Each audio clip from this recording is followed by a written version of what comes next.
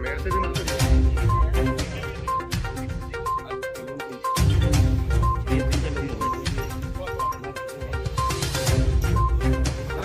थोड़ा पीछे घूमो फोटो से।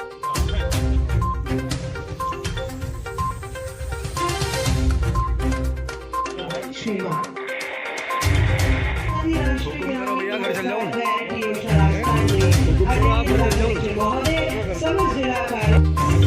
के द्वारा हम सबके किए हुए कार्यों का एक उपकरण आपके समक्ष है श्रीमान।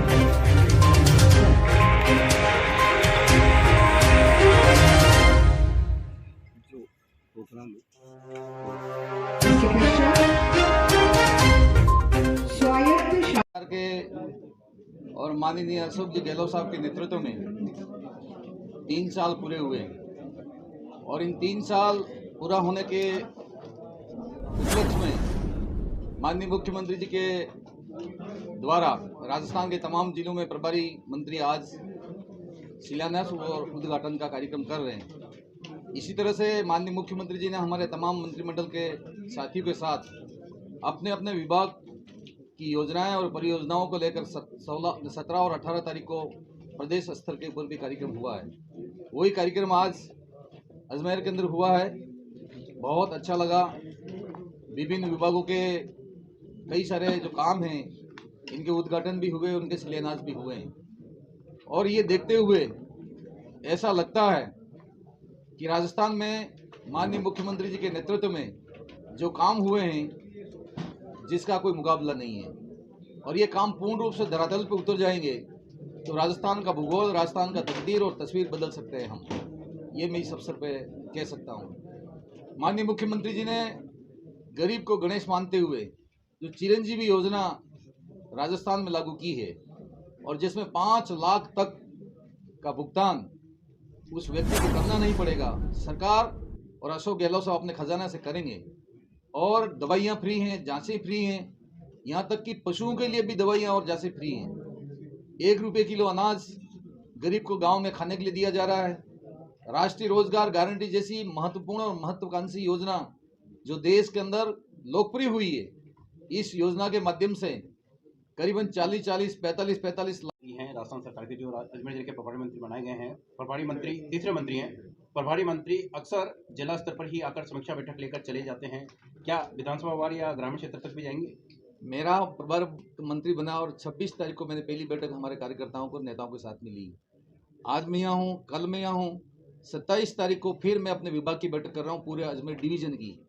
सामने बजट सत्र आ रहा है, कहाँ पे क्या हो सकता है, क्या नया काम लिया जा सकता है, पेयजल के लिए भी हो सकता है, सिंचाई के लिए भी हो सकता है, वो हम काम कर रहे हैं। इसके बाद दोबारा आऊँगा, दोनों एमएलए साहब बैठे हुए हैं, हम ब्लॉक स्तर पे, विधानसभा स्तर पे जाएंगे और वहाँ की जो भी जनता की समस्या होंगी उस समस्या का समाधान हम करेंगे। सर, अजमेर जिले में खेल मैदानों में अजमेर जिला प्रथम। खुशी है। आज नरेगा जैसी योजना उस वक्त लागू हुई, उसका परिणाम है आज आप खेल मैदान की ही बात कर रहे हो। हमारे उस क्षेत्र में पानी का लेवल बहुत ऊपर है।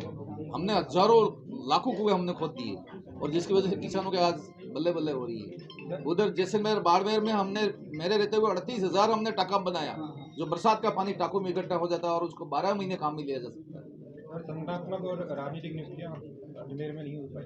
अजमेर में नहीं, पूरे राजस्थान में नहीं हुई है। जिस दिन होगी, जिस दिन हो जाएगी उस दिन सब ठीक होगा। परिणाम भी आएंगे पंचायत राज के। परिणाम आएंगे। अब तक हम जीते हैं, अभी 2 विधानसभा चुनाव जीते हैं। अंदर से करंट है कांग्रेस के पक्ष में, अशोक गहलोत साहब के पक्ष में। नहीं, वो मैं इसलिए कह रहा हूँ कि ये बात चुनाव तक तो ये बात हमारे सबके समझ में आती है, हम लड़ते हैं। लेकिन जिस क्षेत्र से कोई विधायक जी या प्रधान जी या प्रमुख जी चुन के आ गए तो वो तो आ गए।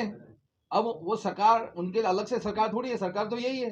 तो हमको अपने अपने दायित्व का निर्वहन करके जो काम दिया गया है, जो लक्ष्य रखे गए हैं हमारे सामने, उसकी हम सबको पूर्ति करनी चाहिए। मेरा कहने का मतलब अभी 3 साल ऐसा नहीं हुआ था, नहीं हो रहा था, काम नहीं हो रहा था, ऐसा नहीं कह रहा हूँ मैं। आगे के लिए मैंने कहा ना, टारगेट, समय बहुत कम रह गया है, शिलान्यास हमने किए हैं, उसको हमको टारगेट मान के काम करना है। सर, पंचायत राज मंत्री रहते हुए आपने पूर्व में कई नवाचार किए थे, अब आपको जल संसाधन मंत्रालय मिला है, क्या नया नवाचार करना चाहिए? देखो साथियों, राजस्थान में पानी बहुत कम है अन्य राज्यों के मुकाबले में, और इसीलिए आज बिशलपुर का पानी अजमेर को पीने के लिए मिल रहा है। ये सरकार की बहुत बड़ी उपलब्धि है। इसी तरह से हम और भी राजस्थान में जितने डैम हैं, इन डैमों को अगर कहीं दुरुस्त करने की आवश्यकता है, कैनाल सिस्टम को ठीक करने की आवश्यकता है, नए डैम बनाने की आवश्यकता है। माही हमारा बहुत बड़ा डैम है, वहाँ पर लंबे समय से कोई काम नहीं हुए, तो वहाँ पर हम कुछ कैनाल सिस्टम को ठीक कर रहे हैं। धौलपुर के अंदर हम काम कर रहे हैं, कोटा के अंदर हम काम कर रहे हैं, बारा के अंदर भी हम काम कर रहे हैं। तो जहाँ जहाँ नदी और नाला बह के जा रहे हैं और वो समुद्र में चला जाता पानी, उस पानी को जहाँ भी हम रोक सकते हैं उसको रोकें और राजस्थान के किसानों के और राजस्थान की जनता के हित में काम मिले। सर बिसलपुर का भविष्य को लेकर बिसलपुर की क्या कार्य योजना है? बिसलपुर लाइफलाइन है, अजमेर की नहीं बल्कि कई जिलों की हो चुकी है। बिसलपुर पूरे राजस्थान की लाइफलाइन है, जीवन रेखा है। जहाँ पर भी बिसलपुर में काम करने की आवश्यकता होगी, सरकार पूरा काम करेगी। सर बारिश के भरोसे है, बिसलपुर में पानी हर बार कम हो जाता है, पानी की पूर्ति कम हो जाती है। देखो, ये प्रकृति की मेहरबानी है। अब प्रकृति ही अगर हमारा साथ नहीं देगी। चंबल का पानी लाने की वाटर भी शेयरिंग घोषणा हुई थी, प्रपोर्शनेट उसमें किस तरीके से बढ़ा है, बिसलपुर से पहले 1-2 जिलों को मिलता था, वो जिलों की संख्या बढ़ गई है। ऐसे में वाटर शेयरिंग प्रपोर्शनेट बढ़ने के बाद चंबल से अजमेर को जोड़ने की बात चली थी पिछले कुछ सालों पहले भी, उस पर क्या कोई डिपार्टमेंट आप यहीं से मांग उठी थी अजमेर।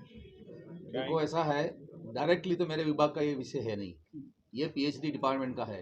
लेकिन मैं जब यहाँ का प्रभारी हूँ और अजमेर के लिए हम बात करें तो उसको दिखवाऊंगा पूरी तरह से, और जो भी हो सकता होगा बेहतर से बेहतर इसको करने